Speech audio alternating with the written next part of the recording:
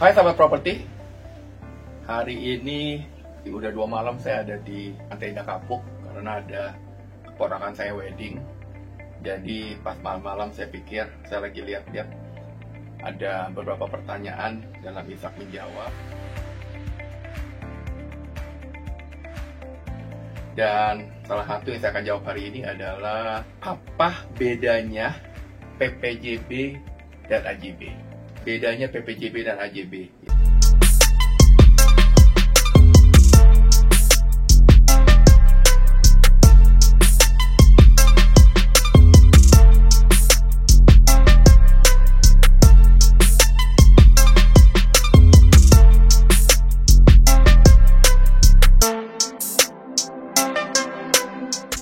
Definisinya dulu ya, PPJB adalah pengikatan perjanjian jual beli.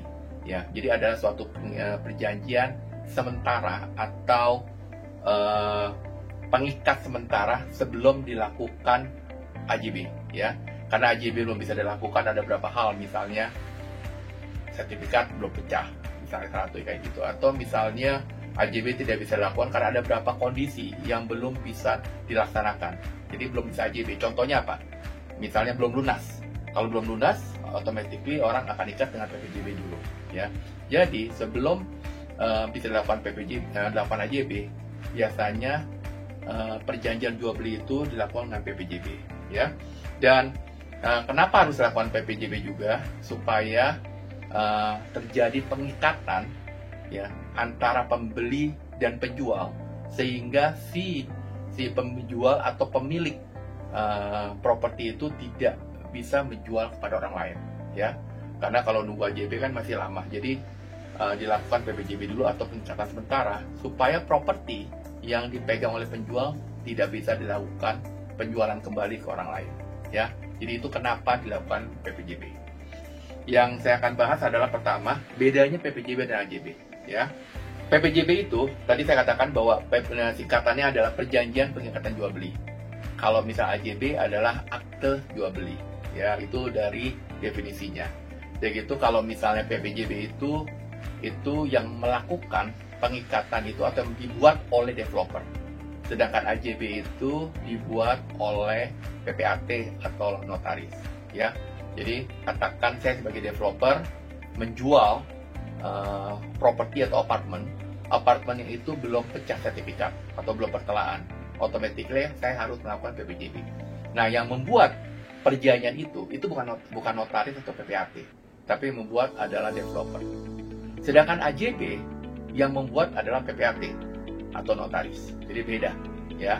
Dan karena PPJB itu dibuat oleh developer dan AJB itu dibuat oleh PPAT, automatically PPJB itu tidak otentik, sedangkan AJB itu lebih otentik atau lebih syah. Tidak otentik bukan berarti tidak syah, ya, tapi kalau lebih syah kalau melakukan AJB. Nah, misalnya kita nih udah membeli properti dengan PPJB dan gitu kita mau mengalihkan ke orang lain, ya.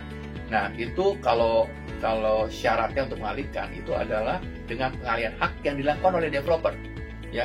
Jadi kalau misalnya kita punya properti itu belum ada sertifikat, belum ada AJB, tapi masih PPJB, ya. Katakan saya mau menjual kepada orang lain, oke, dari tangan kedua ke tangan ketiga, automatically itu bukan dibuat PPJB baru, bukan, tapi dibuat adalah surat pengalihan hak yang dibuat oleh developer. Jadi pengalihan hak dari saya ke pembeli baru, tapi PPJB tetap saya ke developer yang originalnya. Ketika saya alihkan, dicatat di developer bahwa saya sudah mengalihkan, ya, properti saya dari saya ke pembeli yang baru, ya. PPJB-nya tidak berubah. Sedangkan kalau misalnya AJB, automatically misalnya saya beli properti yang sudah AJB atau sudah pemecahan, sudah ada sertifikatnya. Ketika saya jual ke pihak lain, automatically sudah tidak melibatkan developer lagi. Jadi yang dilakukan adalah pengalihan hak, ya, itu dari saya ke orang itu. Jadi ada AJB baru, ya, ingat ya. Jadi ada pengalihan hak yang dan membuat AJB baru, akte jual beli dari saya ke pembeli yang baru, ya. Itu bedanya. Jadi kalau tadi, kalau masih PPJB, adalah tidak membuat PPJB baru, ya, hanya dibuat surat pengalihan hak yang dibuat oleh developer. Tapi kalau bisa propertinya sudah AJB, ya, sudah AJB dalam tanda kutip sudah sertifikat, ya, automatically ketika saya menjual kepada pihak yang baru akan dibuat AJB yang baru, ya. Dan yang terakhir adalah setelah PPJB, next-nya apa sih? Jadi setelah saya misalnya membeli properti masih belum pecah sertifikat, ya kan, saya akan lakukan dengan PPJB. Dan next-nya apa? Itu adalah AJB. Ya, setelah pecah sertifikat saya akan melakukan AJB, ya kan. Sedangkan kalau sudah saya beli dengan AJB, next-nya apa? Itu akan dilakukan pengalihan balik nama atau pengalihan hak atau balik nama dari saya sebagai pemilik yang lama ke pemilik yang baru. Jadi kalau sebagai summary, nomor satu, bedanya PPJB itu adalah pengikatan sementara. Sedangkan AJB itu pengikatan yang sudah otentik. Ya, kalau ini baru sementara. Kenapa PPJB? Karena masih banyak kondisi-kondisi yang belum dipenuhi. Misalnya, katakan saya sebagai pembeli, saya belum membayar lunas. Automatically saya masih PPJB. Tapi setelah saya membayar lunas, baru dilakukan AJB. Kalau misalnya memang itu sudah bentuknya sertifikat. Tapi kalau misalnya saya beli dari developer dan developer itu belum pecah sertifikat, ya kan, automatically harus dilakukan PPJB, nggak bisa AJB karena belum pecah sertifikat. Jadi ada condition yang belum dipenuhi oleh developer, ya.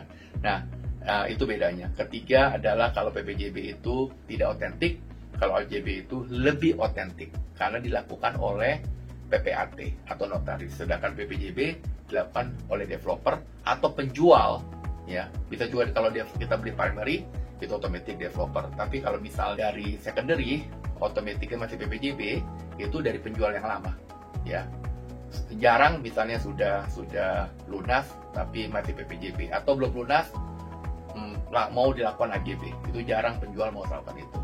Dan yang terakhir, PPJB itu akan diikuti oleh AJB. Setelah AJB akan dilakukan balik nama. Ya, saya rasa mudah-mudahan mengerti.